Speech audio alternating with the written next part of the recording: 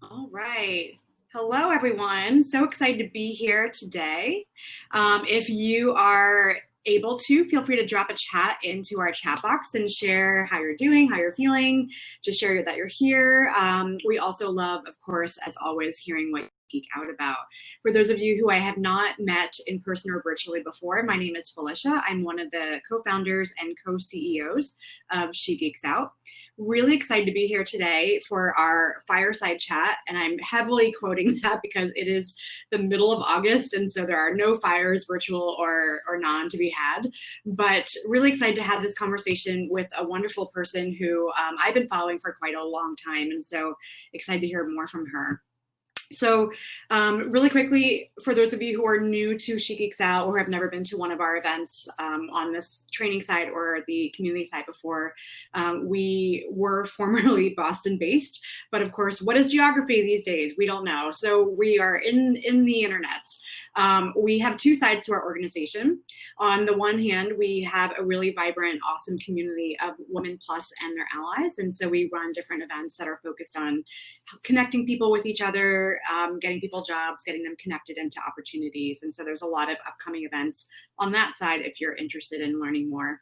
On the other side of the house, which is where I spend more of my time, we run diversity, equity, and inclusion offerings and programming for organizations of all shapes and sizes. And as part of that, we also want to create community around DEI and for people who are either practitioners or interested in these topics or just need to connect with each other and chat. And so that's the spirit of these meetups that we have. So without further ado, that's it for us. But if you have questions, we have a couple team members on the chat tonight. So of course, feel free to ask away. I'm going to be bringing up our speaker, Pariss. And so Pariss, I think all you have to do is actually turn your camera and your mic on, and then you'll be popped up here with me.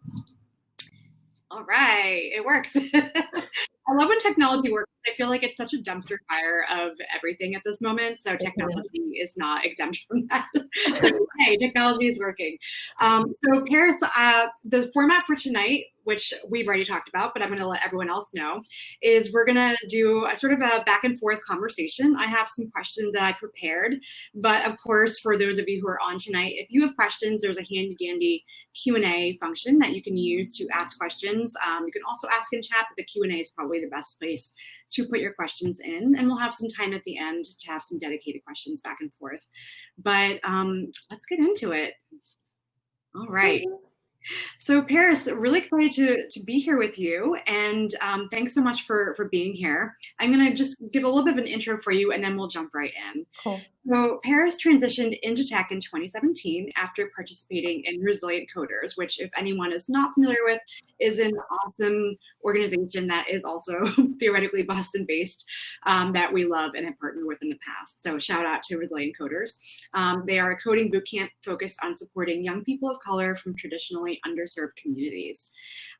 So let's start off with having you share a little bit more about who you are, what you do, what's your journey been like, anything you want to start us off with. Yeah, sure.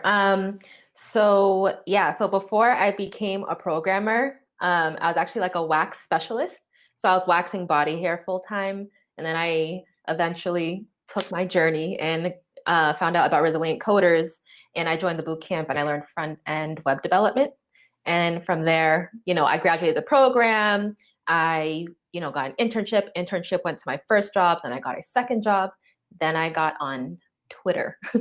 And when I got on Twitter, I noticed that there was a super small community of Black technologists on there, which I always use the word, it was interesting for me, just because I feel like there's a different word I could use. But like, I say it was interesting just because I've, ever since I entered the industry, I've always been the only Black person, not just on the development team, but literally in the entire company. So when I saw that there were Black technologists, I put out a tweet asking, what does Black Twitter and tech look like? That tweet unexpectedly went semi-viral, formed a community movement and hashtag overnight, Black Tech Twitter. And my life totally changed from there. And so I don't know if I gave you too much information for this one question, but yeah. No, it's great. And that's actually how I think originally connected and started following you, because I want to say maybe it was like a couple years ago, I decided that I really wanted to start deliberately expanding my network. And so, I am not Black, but it's something that I was like really conscious of the lack of representation, especially in tech. And so I really deliberately started actually seeking out people who were voices or who were just working in the tech industry, who were different than me, who didn't look like me. And so that's how I originally stumbled across the hashtag. And then realized that you had created the hashtag, so I started following you, and then realized that you were local, which was even like an added bonus. Yeah.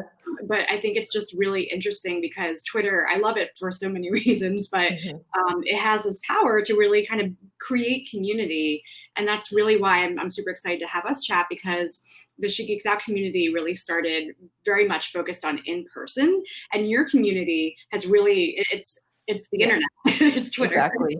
So to see, kind of how that's developed out. But why don't we talk a little bit more about the hashtag? Because it's more than a hashtag; it's a movement. There's a lot of stuff that's going on with it right now. So, can you tell us a little bit more about, beyond sort of that initial, okay, you put it out there, you're like, I want to, like, who's out there, who can I connect with? What was it like when it sort of started to explode? What was that like, and also, what is happening with it right now? Yeah. So when that tweet kind of went off, it was just crazy because it was just unexpected. I didn't expect anything to come from it, honestly. And so literally overnight, hundreds of maybe thousands of people connected, just literally overnight. And then that, continued, obviously, like even till now, it's still happening. The part where it kind of formed into something that could become bigger was when employers were like reaching out to me through Twitter. The same week that happened, employers started reaching out to me through Twitter, and they're like, hey, we saw that you just formed this new community. We didn't know there were so many Black technologists in the industry. Can you recruit, candidates from your community into our pipelines? And so that's when like an opportunity fell into my lap. I didn't have recruiting experience. I wasn't a recruiter at all. But I said yes to everybody. And so that's what I did. I created my own talent application, created my own talent database. And from there, I just started recruiting people from our community into these different companies. And so I had the opportunity to like give opportunity. So that's like what I'm still doing now. When I was conducting business super informally, straight out of my Twitter DMs for like a year and a half, which it's like, it's just so informal. But like, again, this happened unexpectedly. I wasn't prepared at all. So I'm now launching Black Tech Pipeline. It's a new website for our platform where I can continue formally bringing resources, exposure, and opportunity to the Black Tech Twitter community, Black and Brown technologists, overall, and then also working like with our allies and helping employers bring in more technologists, helping them with their DE&I initiatives, and yeah. You're like, I think it's very much the what I like to call, and my business partner Rachel, who's on the line tonight too, what we like to call the improv approach. Yes, and Yep. So just like, yes, let's just go for it. And I think especially when you have opportunities that kind of land in your lap, I really am a firm believer that you should just like dive in and figure it out as you're doing it, because right. These types of opportunities don't always come along. So with Black Tech Pipeline, the idea that I've seen is it's a service-based platform focused on everything you just shared. And so would you mind maybe talking a little bit more about how this came about? Because if I'm not mistaken, I think I remember seeing on the Twitters that there were actually like other people out there who were sort of trying to capitalize on the hashtag and put other websites out there. And just curious if that was like how, even though it's been really viral and really positive, like if there have been like, what's the dark side of the story? Oh my gosh, the dark side goes deep. Like even the day I had put out that tweet, I had people sort of mimicking it, I guess. So I had someone, they took my tweet, recreated it themselves, and then they started asking people who were replying to their tweet. They were like, post your resume in the thread. So I thought that was horrible because first of all, you're telling people to put personal information on Twitter, which is a very public platform. And then we have no idea who you are. So I would like go to their Twitter page and I was like, this person's definitely like a troll. Like, I don't know. And I was so mad that people were just kind of doing whatever. They were just following with it. So that happened. And I had the same weekend that Black Tech Twitter was, born, someone actually bought the the domain.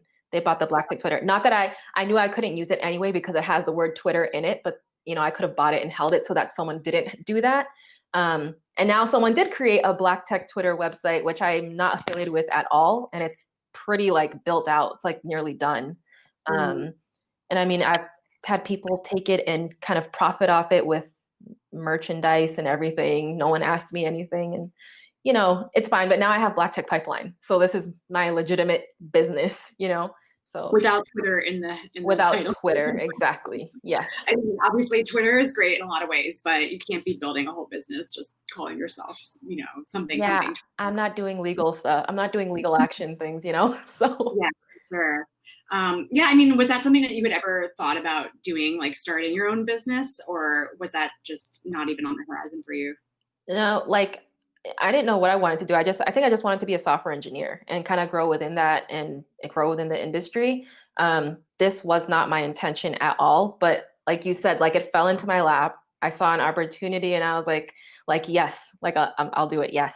And it's not like, DE&I is a very big part of my life just because my mom does this work. She's been doing it since before I was born. And so it's always been a huge topic in my household. It's something we're always talking about within my family. So it's like a passion for me. But it's just, I didn't know I'd ever make a career out of it. And now I am. So I'm very happy. Yeah. So are you do you still have a quote unquote day job at a company, or is Black Tech Pipeline you're all in? Yeah. So I do still have I call it like a 9 to 5, but it's a remote company where I kind of do the same thing that I do now with Black Tech Pipeline, where I recruit software engineers. It's just not specific as to what I'm doing, as specific. But my job's it's not only flexible, but they know what I'm trying to do. They're very aware of Black Tech Twitter, Black Tech Pipeline. They know what my goals are, so they're very supportive. So I kind of do both simultaneously. I mean, it's definitely, and I'm sure Rachel's laughing too, because we have been there before where we were like, yes, this is totally doable. We'll do something on the side and we'll do our 9 to 5s. And then at a certain point, She Geeks Out sort of just took over. And we were like, we are spending more time on that and not at all, enough time on our 9 to 5s. And so it'll be interesting, I think, to see how it shakes out. But it definitely feels like, as you were saying, these employers are looking for support and looking to connect with people.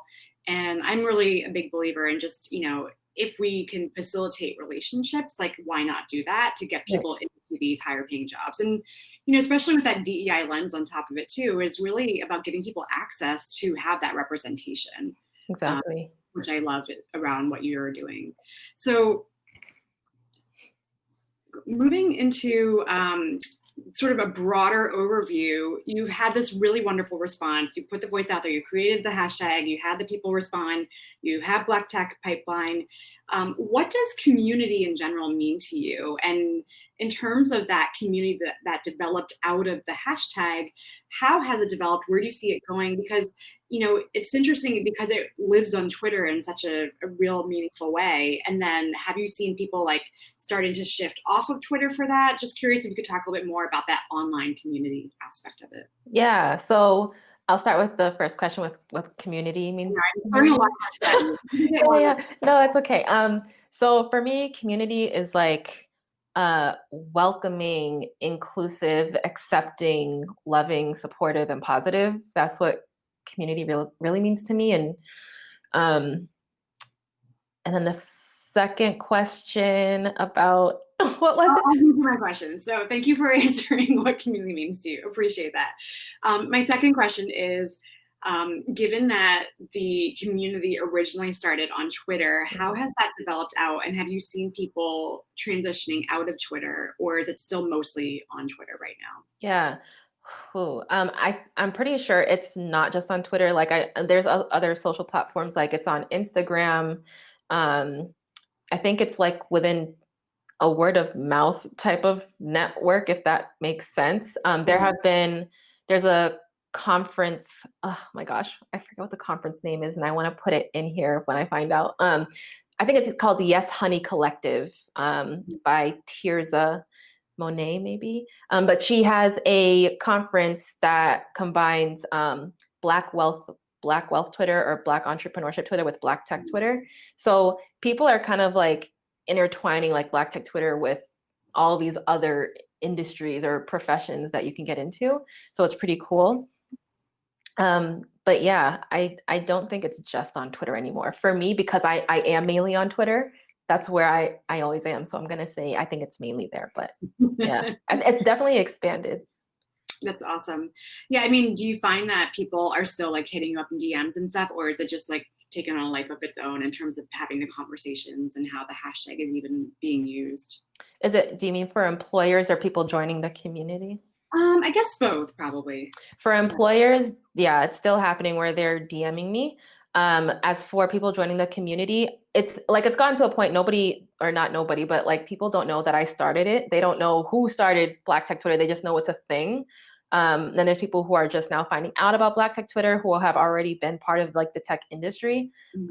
So it's grown a lot, and like that was the goal. Like I don't want it to be tied to me really. I just want it to be, I want people to know it's a community that you can join. It's a community of people who look like you, who are here to support you. Mm-hmm.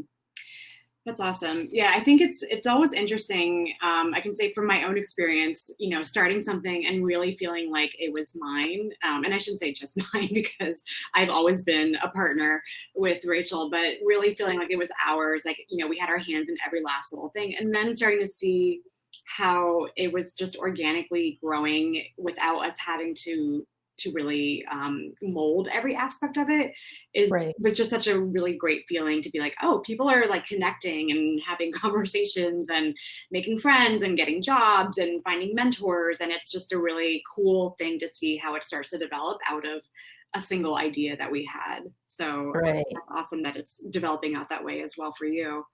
And then in terms of the work overall that you're doing with the Black Tech Pipeline and just your day job and in general, what problems do you want to solve?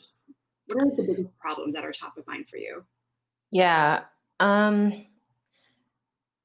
There's like a lot of problems I want to solve. Like just within beyond like pandemic, like social injustice. Like, yeah. Well, is on everyone's list these days. Right. Yeah. For me, so I want there to be more representation of like Black and brown people within the industry, but like I want these existing companies who want to diversify. I first want them to fix the issues of why they aren't diverse, why they aren't equitable, why they aren't inclusive before like trying to bring in these people who are going to be the minority of the company, and then they're going to sit there and endure like harm, and that company doesn't know why because they haven't worked with someone like them before, if that makes sense. So it's like those are the two biggest issues, but like the priority would be like fixing a toxic work culture that's already existing before trying to think about, oh, let's diversify. Like there's so much you have to fix first. Absolutely. Yeah, that's such a key point because I think that, it's like what I get, I hear a lot, I should say, people are like, recruitment, like, where do we find these people? Like, where do we find underrepresented groups? There aren't any underrepresented groups out there. And it's like, there are, first of all. But second, it's not just about recruiting people in, it's really what happens once they come into your organization.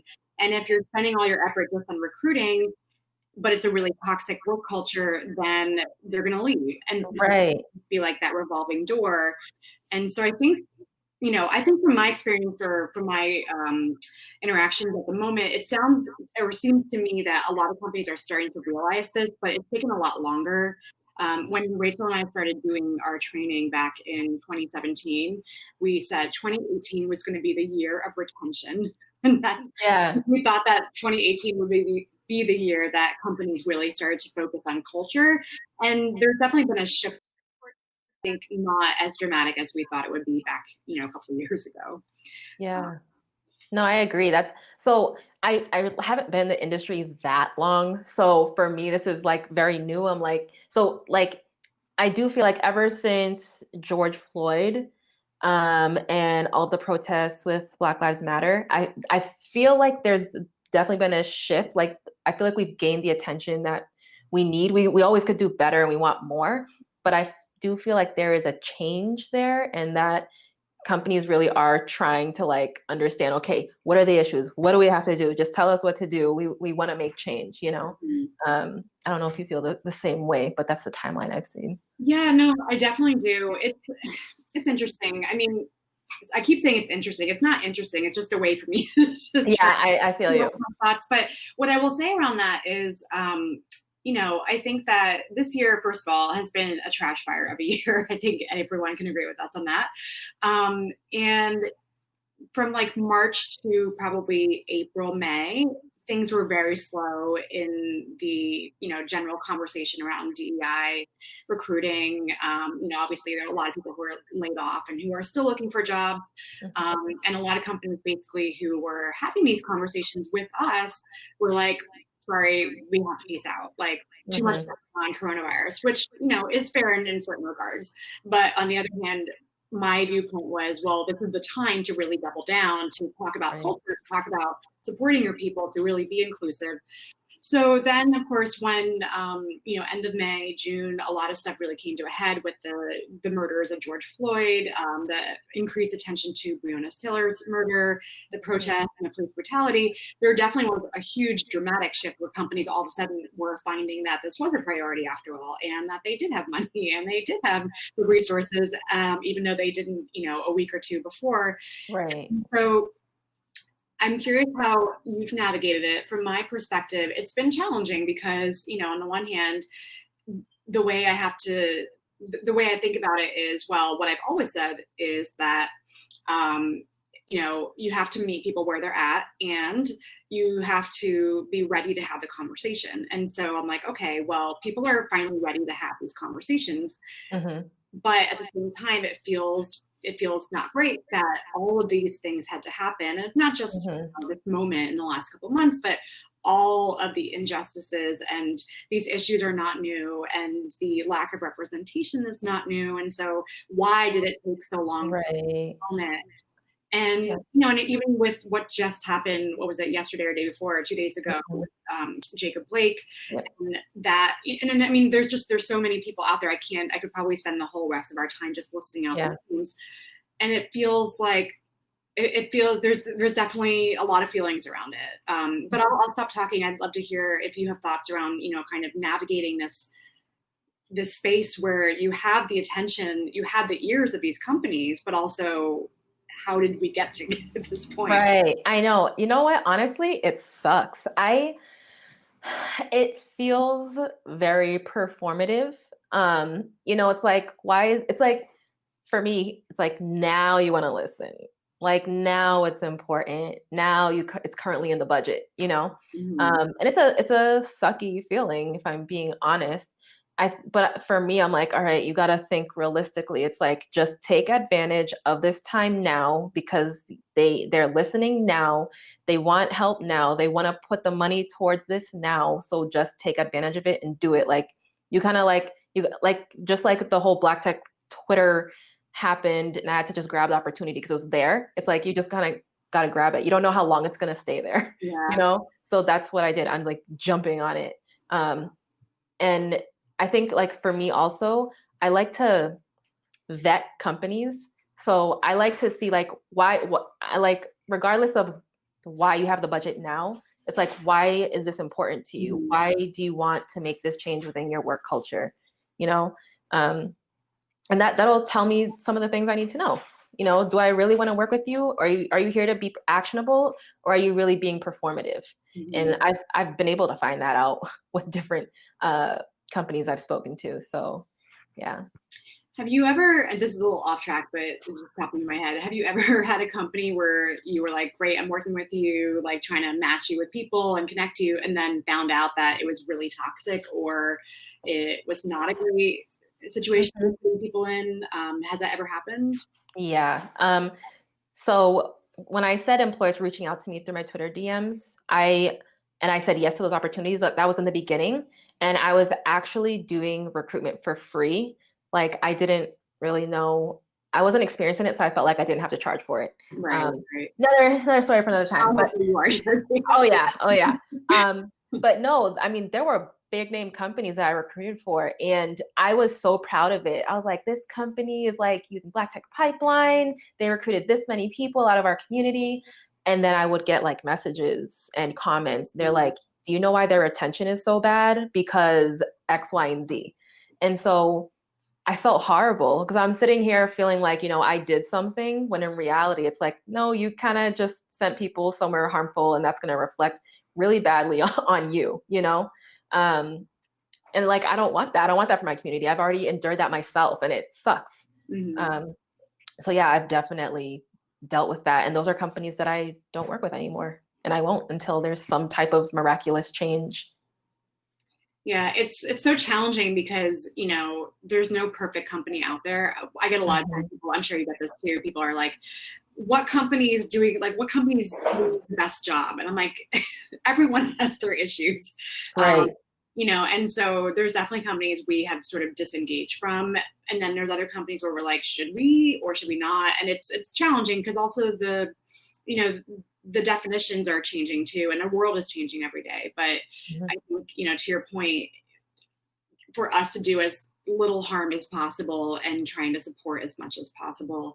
Going back to the original question around sort of, has there been a change or a shift since a lot of this awareness and conversation has come to light? I would say my only other thought to that would be that even though it does feel like gross in some ways, like it's performative or whatever, I am heartened by the fact that the organizations that we've been working with are talking long term. They're talking beyond check the box and more around, really shifting culture as opposed to the recruiting. Like I used to only do recruiting trainings and I have not done one of those in a really long time. Yeah. And so that's what gives me hope for the future, because I'm like, okay, yes, we're in this moment. There's a lot going on. It's messy and dirty and a lot of, stuff is happening. But it seems like there is this shift in general, like a sea change of some sort. Yeah. So I want to talk a little bit as well about something else you brought up. And so last month with this meetup with our community, we were talking about how we could support Black women and women of color in a workplace context. And so would love to hear from you around your thoughts on how we can better support BIPOC people in tech beyond just getting them into the jobs. Any other thoughts around supporting? Yeah, I mean the inclusivity piece. I mean, there are things like that I notice that are super small when I speak to my candidates. They'll say something like, if there's a catered lunch on Thursdays, like they'll have food from all of these different cultures, but not mine. I would love to see mine. I would love to be able to talk about my own culture, have them taste my culture. And so, speaking to employers about that, like just remembering who's in the workplace and that people are from different areas and don't stick to like just these top three because these are the top three people in the company. There's like really small things like that. I think, amplifying voices, if there's an opportunity, make sure everyone is aware of it and let them know how to get there. Don't generalize everything and be like, yeah, you got to do this and this. Like, be specific. Like, people want to be able to grow within the company, and especially those of diverse backgrounds. So there's amplifying voices. If there's a meeting and someone's cutting off, someone who's speaking, or that you see that they're sort of taking their ideas, speak up about it. And speak up in general if you do see harm or anything happening. And the thing about being an ally is that you have to risk your own opportunities as well. So that means you might be risking your job if you're speaking up about something that you saw or you heard, but that's what being an ally is. And that's how you make change. It's like, it's all or nothing. And when it comes to, especially like roles in leadership, you know, maybe there's a candidate or an employee, especially someone who's, you know, Black, brown in the POC community who you think would be a great fit, or, you know, they're working hard, like, you know, maybe tell VP or whoever it is hiring for the role, like, hey, I really think this person would make a great fit. How about we, you know, check in on her, you know, that person and, you know, see if we can get them, you know, in this role. It could be anything like that, you know? But overall, like, I just want people to understand that being an ally is super risky. It's not safe, but that's just what it is. So if you truly want to be an ally, you have to go into it understanding that. So that means possibly losing relationships, possibly losing opportunities. But at the end of the day, all of that is done to, as cheesy as it sounds, but to make the world a better place. I mean, that's the goal, right? Like we're starting from a low bar, so we can only go up from here, hopefully. Fingers crossed. Okay, so looking ahead, what is the big vision for you? That's a big question. I'm honestly, like, I just want to get as many. Okay, so I want to bring exposure to the existing Black community in tech, and I want that to create a ripple effect of bringing in more Black people in tech who, you know, they might be curious about the industry or they don't want to give it a chance because, like me, I thought this industry was only for super smart white people. I was wrong. You know, I want them to know that they have these opportunities, and this is what being in this industry can do for you. And I don't want, you know, anyone, especially in the Black and brown communities, to be left behind. So I don't know if that's like a big vision, like a big goal. I feel like that's what I'm currently doing now. I just want to do it to a bigger extent, if that makes sense. I love bigger that. Numbers. It's all about scale. Yeah. I can tell you, I talk about scaling all the time. So yeah, I mean, if you can do something and have it be meaningful and important and just make it as big as possible, that's a great vision in my opinion. Yeah. All right. So I have one last question, or actually two last quick questions, and then there are some questions from the community. So we'll switch gears a little bit. Last question from the SGO standpoint, which is a favorite question that we have for everybody. What do you geek out about? And it's a hobby, something you're really excited about, a TV show, whatever it is. What are you currently geeking out about? This is not currently. I've been geeking out about this, but I love ASMR. You mean like the videos or the? Okay, can you explain really quickly what that is in case anyone on here does not know what ASMR is? I don't remember what it stands for. However, it's like sounds of so I prefer hair brushing and hair cutting. Okay. And it gives you these tingles. Like when I listen to it, I can feel my like little follicles like just tingling, and it just feels amazing. And I love getting my hair played with anyway. Like I could just literally fall asleep to it. And so I listen to ASMR probably all the time, but especially before bed. And I also love, I hope I'm saying it as mukbangs or mukbangs, where you watch people eat because it makes me want to eat. So like sometimes this is something, it has like a whole name to it. Yeah. So with mukbang, I think you watch someone eat, like but you hear the sound because they eat in a microphone. Okay. And I will literally get a plate of food, sit down, and eat with them. It's so weird, but I love it. Like, I do it all the time. I've heard of that before, but I'll have to look into it. I'm definitely familiar with ASMR, but not the second one. Yeah. Do you like plan it out? Are you like, okay, dinner time, like let me turn it on, let me get my food, or it's usually like during lunch or dinner. And this is like often. This is not like a one time a week thing. Like I just love it. I don't know.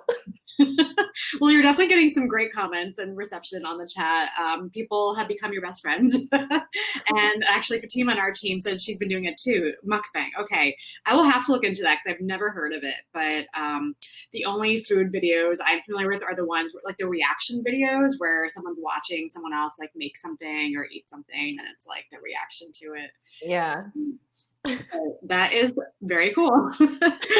I love it. See, this is why I love asking this question, because I always learn something new, even if it's just something new about the person that I'm talking with. Yeah. All right. So final question, and then we'll switch gears to the community questions.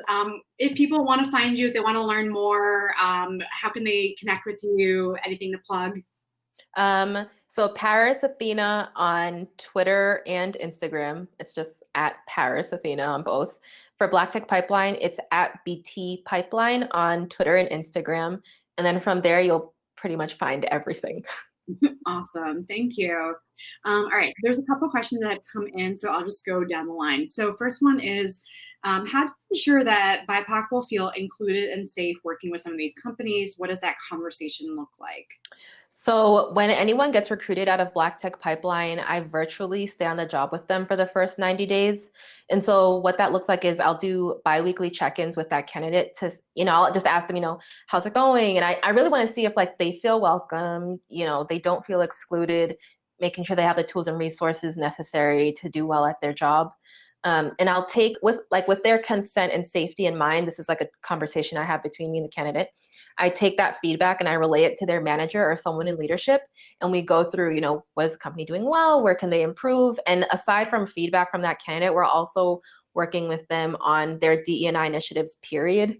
So we'll break down their current systems and processes, especially when it comes to like recruitment and onboarding and things like that. We'll go through, and basically it's like checking where there's bias, and there's always bias because these companies, they've built these systems around the majority of the workplace, which is usually like straight white men. So we go through, we make improvements there. And the whole point of these like check-ins and consultations is to make sure this company is being actionable and taking those steps necessary to actually become like, again, diverse, equitable, and inclusive. And I will say this model works better with smaller companies who are building this in at the foundation, because bigger companies, it's a bit more difficult. No, that makes total sense. Do you have suggestions on how to address it when an employer is, in your opinion, displaying performative allyship? Performative. Oh, I mean, yeah. So, okay. So it's different because for me, I'm someone, so companies know my role. Like when they hire me, they hire me for recruitment and they do hire one of my candidates, they know that I'm coming in to be very transparent and they want to work with that. So before this model came to be, from when I was doing recruitment out of the like DMs, for me, so I don't work with certain employers who I know that they're being performative.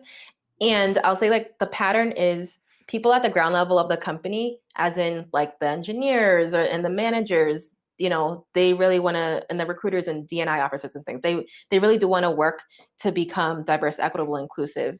It's really hard to do anything when you don't have the approval from, like C-level executives, where, they're saying no, they're not putting it in the budget, and it's just, it moves at such a slow pace that's difficult to kind of do anything. Mm-hmm. So with those types of companies, and I've ran into quite a few of them, I finish out my contract with just doing check-ins and the feedback. And then after that, it's just done because there's nothing else I could really do. Mm-hmm. Yeah. Well, I think this next question kind of ties into that then. And you've already touched on this a little bit, but how do you decide what companies to partner with or which may be the best fit? So like I said, I vet companies. So we get on calls. I talk to them about what they're currently doing.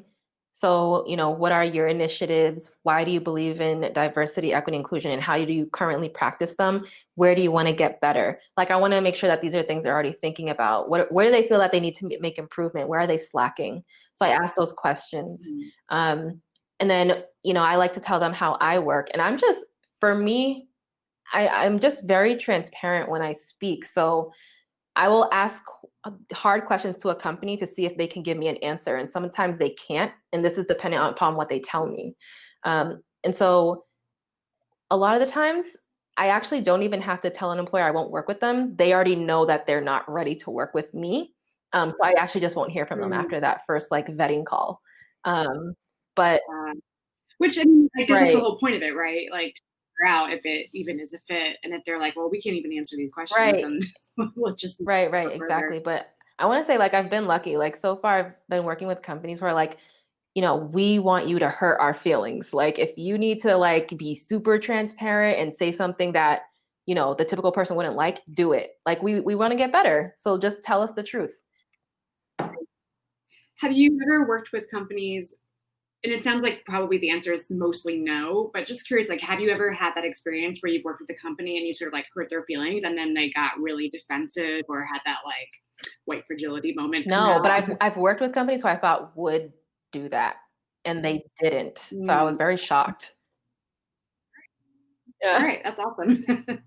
Yeah, because I mean, I definitely feel like, especially in tech, because, as you touched on, it's very white male dominated. And so, there can be those moments where you're like, oh, this person is very afraid and very resistant. But it's great that a lot of the companies you've been engaging with are not in that bucket, which is really, really hopeful, I think.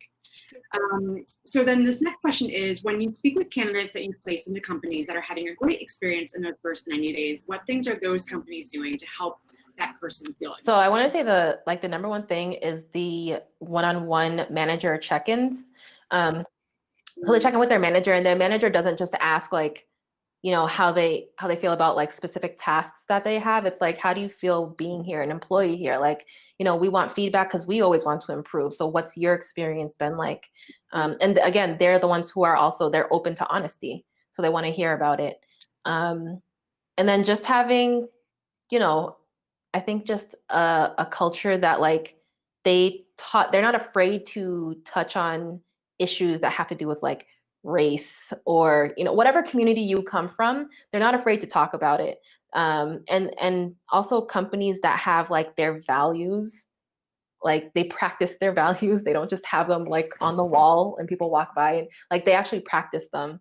And it's reminded to people through daily newsletters or company-wide meetings. And I don't know, there's just companies they want the feedback. That's what I'm noticing. Like walking the walk. Yes, what Fatima said.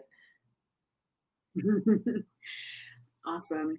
All right, final question from the community. What advice would you give to someone recently transitioning into tech? Ooh. I know this one's a little general.